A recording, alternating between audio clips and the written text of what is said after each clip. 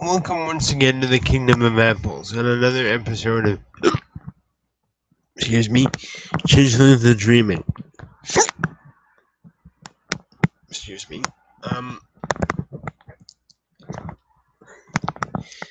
in this scene, which is a continuation, well, a a technical continuation of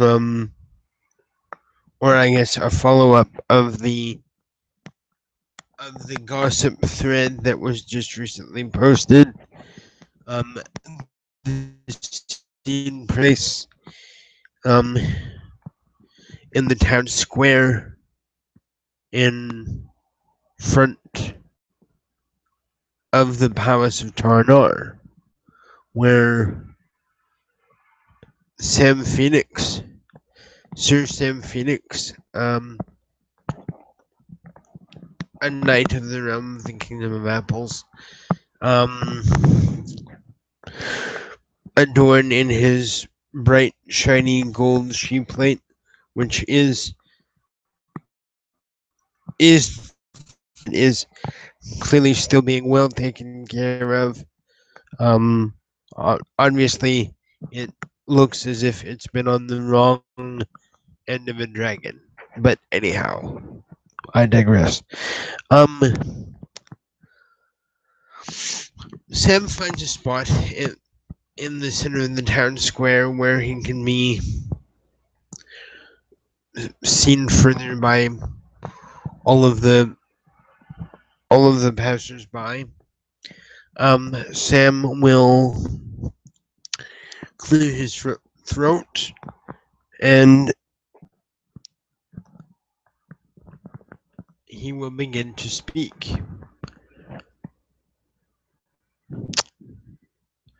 And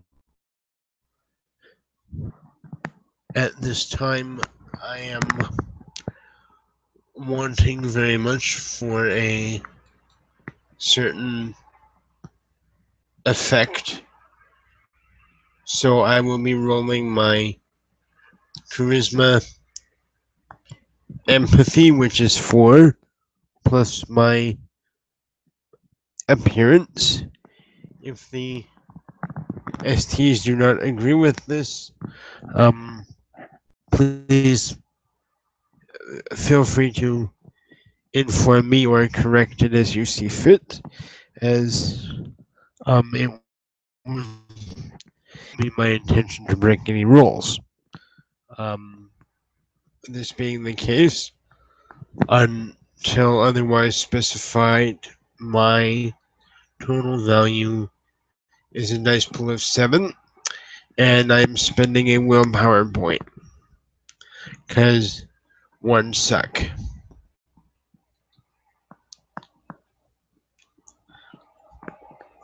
So, with a total, let me see, 1, 2, 3, 4, that is 5 successes. Sam clears his throat, and um,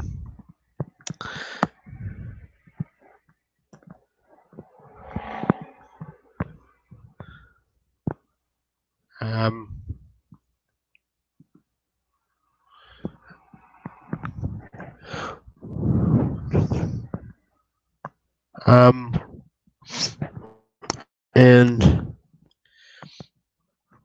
and begins to speak.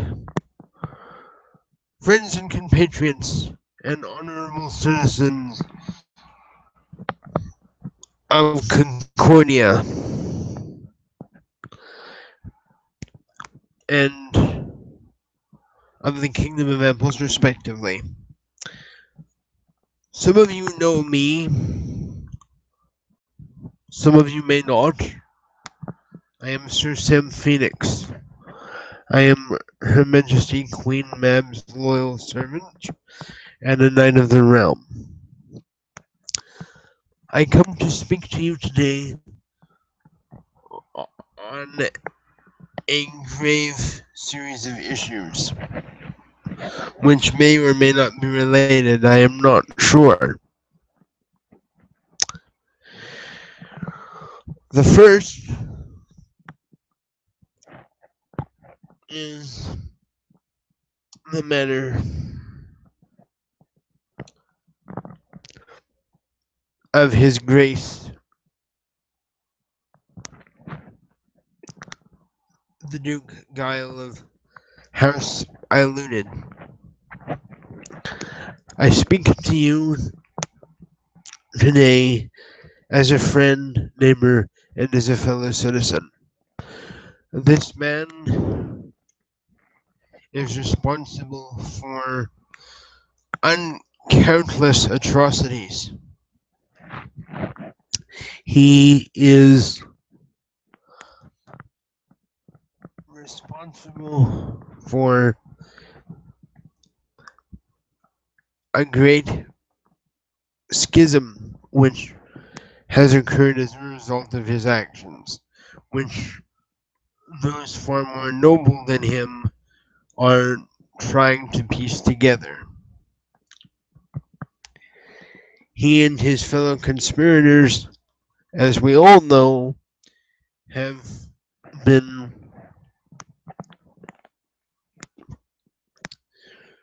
responsible for the mass genocide or attempted mass genocide of um, not only the Anhin, but the Silkies and several other sacred beings and fellow children of the dreaming. This, however, does not, I feel, merit that everyone related to him or connected to him may indeed be entirely responsible. After all, he was the chief conspirator. I urge my fellow citizens to take into account that others have been accused, some have been arrested, and only by weighing the facts and the evidence can we ascertain true guilt or innocence. I know that these beings have been the authors of great suffering and great calamity, but if we allow these circumstances to override our sense of community, our sense of justice, and our sense of just being good citizens of the dreaming and the world at large, we only allow them to achieve a greater victory. Because through this, or through these choices, if we indeed choose to follow them, we only become that which we abhor. So, I call upon my fellow citizens, both, no, both of the nobility and of the common, to weigh each case within its own merit, and to help the kingdom of Concordia at large seek truth, freedom, and renewed prosperity. This, I say to my fellow children of the dreaming. My second issue is regarding her. Let me see. The former, the former Marshal Octavia. this this comes to a great this comes as a great shock, I am sure,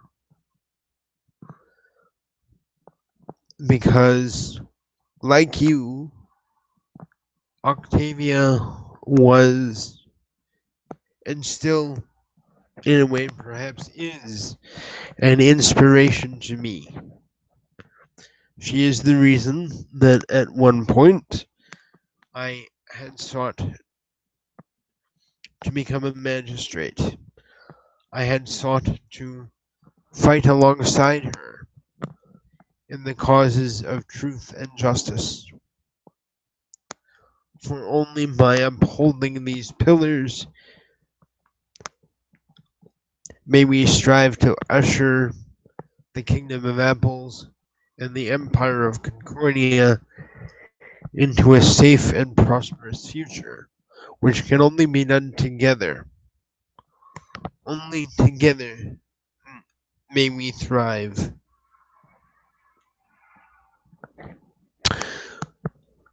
The fact remains that terrible things may or may not have been done by this person. However, I urge you to look at what she has tried to do. She has always tried to serve the law to the best of her ability. And while I cannot say for sure what would have possessed her to fall as greatly as she has done, I remind you, my good friends and neighbors, that you, and I say you because I chrysalis after the Lord, therefore I cannot count myself among you for this. But I fervently believe, as a soul that has been in many wars, throughout many lifetimes, throughout history, I have seen much evil, but I have also seen the greatest acts of compassion and the truest measure of heroes through these same conflicts. I urge you to think in your esteemed deliberations that is it not possible that even the greatest of us could be manipulated, especially during a time of tragedy and suffering? Is it not possible that in a moment of possible weakness, that that even a hero among us might stumble, might trip, and do something for whatever reason that would be otherwise abhorrent? Is it not possible that a powerful political figure, for example, let us suggest Duke Gile, could could have manipulated the emotions, the situation, the thought patterns of an individual who may have been experiencing some kind of a battlefield related trauma that to me seems exactly what an evil person would do, especially if it supports their own ends. This is not an uncommon practice throughout history. Again, I have lived through it. I know these things. I've seen it. And in some lifetimes, to my shame, I may have actually been on the dishing out end. After all, I No one can choose the right side of a conflict to be on 100% of the time.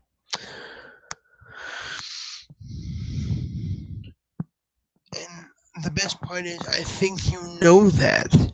I truly believe in my heart that we have a chance of bringing forth a new dawn, but a dawn that is measured by truth, law, and compassion. A way of creating new dreams, good goals, and ideas which might further the cause of changing the very worlds in which we find ourselves standing astride. But this power belongs to you, each and every one of you, my fellow countrymen. Each of you must choose which future you would have. I can only share my opinion, and this is what I do this night. This is what I do this here now. And I would also urge, as tempting as it might be for some, to look upon the house of Eilunen with some suspicion, especially after something this huge. I urge you to remember that not every family member is the same as another. Not every family member would knowingly make the same choices and do the same thing as, say, a father, for instance. He betrayed his house as well. It was not just a betrayal of this kingdom, it was not just a betrayal of the empire of Concordia, but it was a betrayal of family and dreaming alike. And each person, man, woman, child, um, Canaan, um, sleeper, prodigal, deserves to be seen for their own merit and made to and allowed to be understood for their own choices. So, friends, changelings, Canaan, fellow members of the Empire, and distinguished guests, I urge you to think and feel in a balance. And it is my sincerest hope and wish, and if the dreaming is good, it will make this dream come true. We will rise from this together. We will become stronger from this together to ensure that we never forget and history never has to repeat itself. Thank you. I stand your most devoted servant,